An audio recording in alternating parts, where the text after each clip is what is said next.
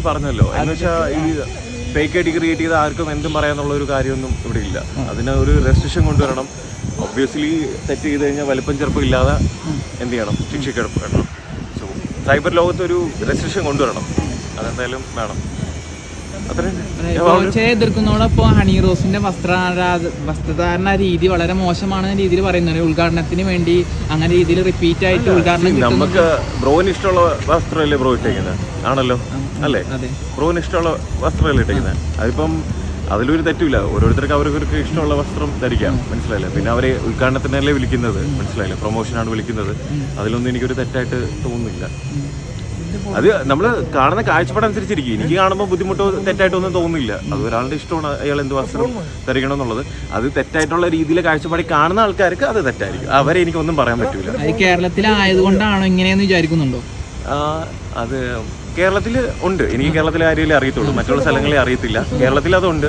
പക്ഷേ അത് ഒരാൾ എന്ത് വസ്ത്രം ധരിക്കുന്നു എന്നുള്ളത് അയാളുടെ ഇഷ്ടമാണ്. അത് കാണുന്ന ആളുടെ വ്യക്തിയുടെ കാഴ്ചപ്പാടനുസരിച്ചിരിക്കും അത് ജഡ്ജ് ചെയ്യുന്നത്.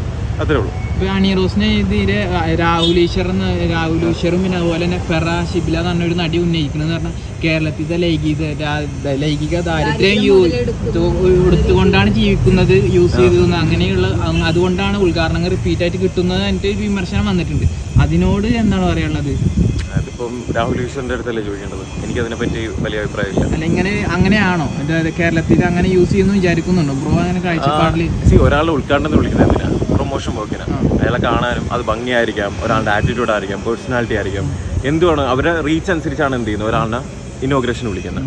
അതപ്പോൾ ഇനോഗ്രേഷൻ വിളിക്കുന്ന ആൾ അവരുടെ ഇതെല്ലാം കണ്ടു വിളിക്കുന്നു. അത് കാണാൻ വേണ്ടി ആൾക്കാർ വരുന്നു. ആ കാണുന്ന ആൾക്കാരുടെ കാഴ്ചപ്പാടനുസരിച്ചിരിക്കും. അത്രേ ഉള്ളൂ. നല്ല രീതിയിൽ നമ്മൾ എന്ത് സൗന്ദര്യം ഉണ്ടെങ്കിലും അത് ആസ്വദിക്കുക. നമ്മുടെ മൈൻഡിൽ എല്ലാത്തിനും ഒരു റെസ്ട്രിക്ഷൻ വെക്കുക, മനസ്സിലായില്ലേ? ഒരു ബൗണ്ടറി വെക്കുക. ഇതിനപ്പുറത്തേക്ക് കടക്കാനായിട്ട് ഒരാളുടെ പേഴ്സണൽ സ്പേസിലോ ഒരാളുടെ ഒരു കാര്യത്തിലും നമുക്ക് കടക്കാനുള്ള ഒരു അധികാരം നമുക്ക് ഒരു മനുഷ്യർക്കും ഇല്ല.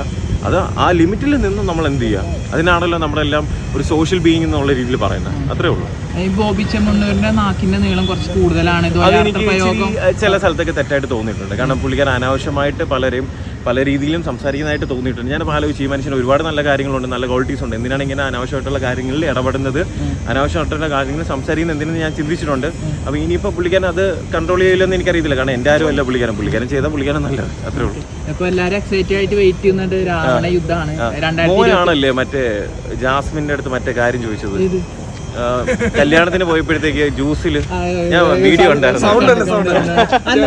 എന്താണ് മൂവിനെ കുറിച്ചുള്ള അപ്ഡേഷൻ എന്താണ്? മൂവി അത് ലേറ്റർ ഓൺ ചെയ്യാം. പയ്യെ ചെയ്യുന്നുള്ളൂ. ഇല്ലടാ മോനെ, ഞാൻ ഒന്നും പറയുന്നില്ല.